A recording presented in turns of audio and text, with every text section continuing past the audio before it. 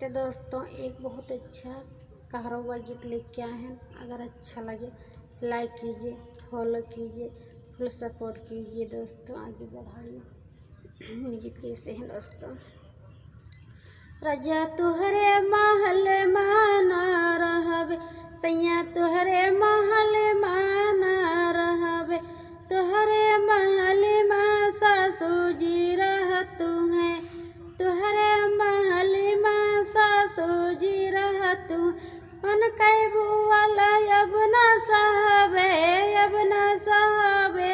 रजा तुहरे महल माना रहबे, सैया तुहरे महल माना रहबे, तुहरे महल माँ जठनी जी रहतु है, तुहरे महल माँ जठनी जी रहतु, उनके बुआल अब न सहबे, अब न सहबे, रजा तुहरे महल माना रहबे, सैया तुहरे महल माना रहबे, तुहरे महल माना रहबे, तुहरे महल माँ नंदी जी रहतु है, तुहरे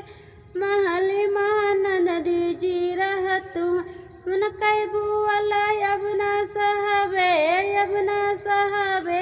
सैया तुहरे महल माना रहबे, रजा तुहरे महल माना रहबे, तुहरे महल माँ देवर जी रहतु है,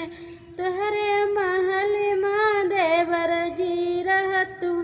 उनके बुआल अब न सहबे, अब न सहबे,